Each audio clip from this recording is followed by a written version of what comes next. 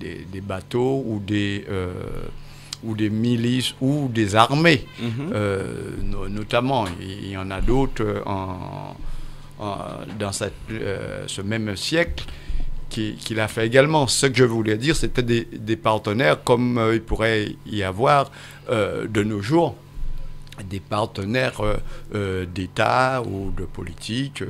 Et ça, c'est ce qu'on essaie de comprendre. Et la laïcité venant en 1905, c'est... bon, j'ai dit le mot divorce, peut-être ce mot-là est un peu fort, mais pour pouvoir chacun dans son camp, parce qu'on a vu ça s'est séparé petit à petit, chacun dans son camp, et pour avoir, comme vous dites si bien, un épanouissement de tout un chacun dans son domaine. Dans son domaine, dans ses croyances, en tous les cas. Bien. Alors, dans votre dossier de presse également, vous n'avez pas oublié de mettre une certaine annotation. Vous dites afro-caribéen. C'est un besoin ? C'est un besoin et je pense que vu mes origines aussi, sans rester dans le côté communautaire, mais je pense qu'il y a quand même un travail à faire à ce niveau et je l'assume. Mais je reste ouvert à l'ensemble des cultures et d'ailleurs au sein de cet événement qui va être créé, la Foire de la laïcité, le but c'est de valoriser l'ensemble des cultures au-delà du socle afro-caribéen et même j'ai pu voir... entendre un reportage, je ne me souviens plus de cette personne qui en parlait, où même parfois le terme afro est mal perçu. On parle toujours de afro. Ça aussi, c'est encore un autre combat, mais je n'ai pas toutes les données, donc je ne vais pas m'avancer sur ce sujet. Mais en tous les cas, moi, c'est simplement pour valoriser mes origines, mais également toutes les autres origines qui composent la France. Voilà. Bien entendu, bon, je comprends la délicatesse de certains mots afro, parce qu'on est dans la Caraïbe. Quand on dit anéité également, c'est un peu pour mettre de côté tout ce qui était avant antianité. C'est ça, c'est-à-dire on sort de la Caraïbe, de là où on a été... reconnu dans la République et on ferait fi du passé. Après, s'il faut employer le terme antianité, donc antianité, c'est un terme qui a, pour moi, qui est venu après déjà bien sûr. le concept de négritude. Avec le triptyque Aimé Césaire, Senghor, Léon Damas, voilà, au début du XXe siècle. Et c'est vers 1960, avec justement Édouard Glissant, que ce terme d'antianité est né. En fait.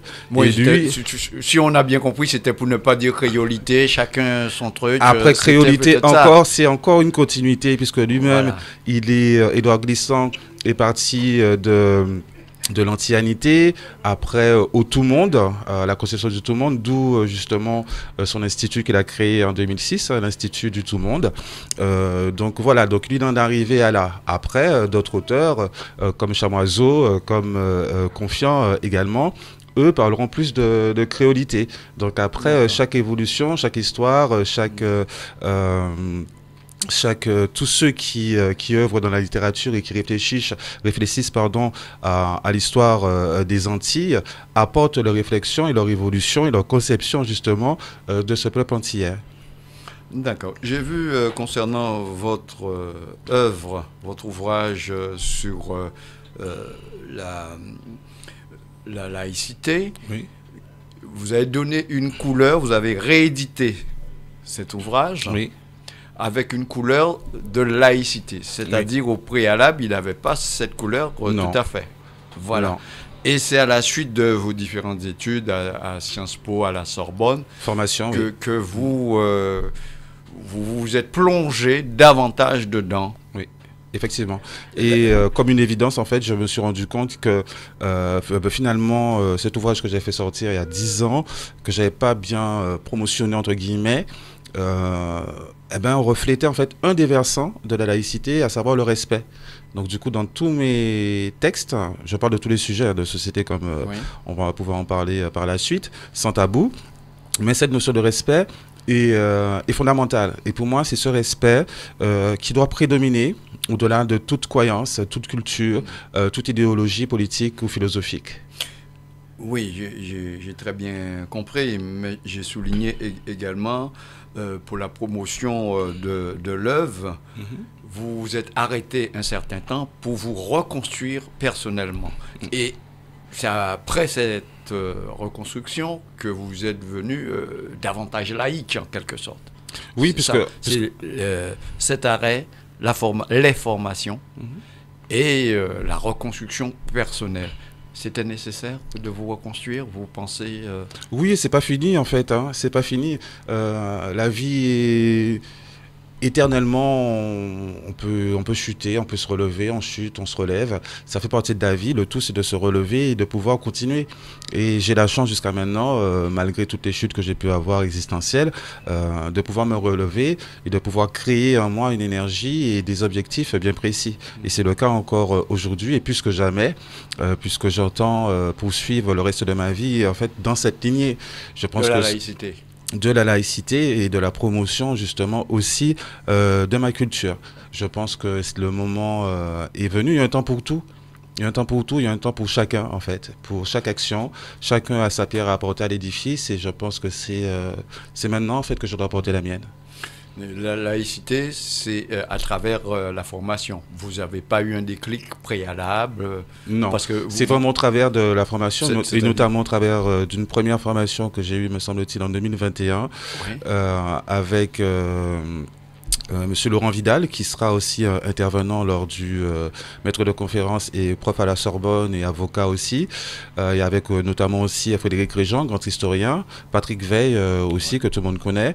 Donc c'est vraiment avec cette première déjà formation que vraiment là j'ai pris conscience de ce qu'était la laïcité, de la nécessité justement qu'elle soit bien comprise par tout à chacun.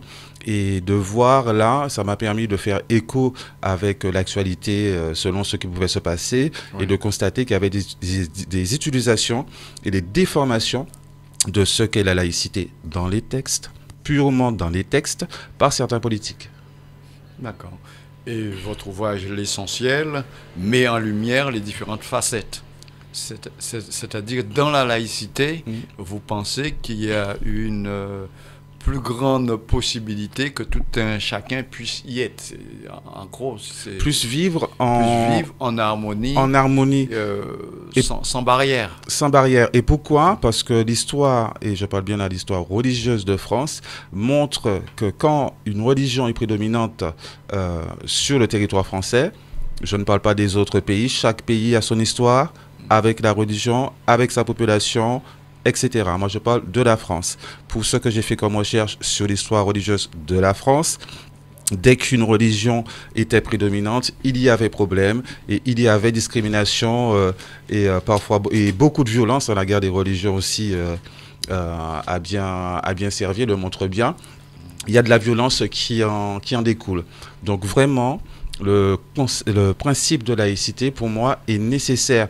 Et ceux qui croient, en fait, ne doivent pas avoir peur de la laïcité, puisque, juste entre parenthèses, il y en a certains qui ne me parlent plus, hein, sous prétexte que je parle de la laïcité. Hein. Mais après, c'est eux avec leur affect et leur intelligence. Moi, je leur laisse. Mais moi, je continuerai mon combat dans cette compréhension de la laïcité. Parce que pour moi, il n'y a pas de... Oui. Difficulté à être croyant et à être laïque. Parce que dans votre démarche, que je salue d'ailleurs, sans aucune ambiguïté, parce que pour moi, il est toujours nécessaire d'aller dans différents domaines en profondeur. Avoir une démarche d'ouverture, j'ai vu que vous le notifiez également, et d'échange, parce qu'on peut avoir des vues différentes. Mais l'essentiel, c'est pouvoir les confronter, les partager et pour avoir la compréhension de tout un chacun, ce qui forcément nous rapprocheront sur différents points. Sur la laïcité, bon, comme je vous ai souligné, 1905, en 2017 pour la fonction publique, diverses choses qui n'ont pas été faites, par exemple en 1400 pour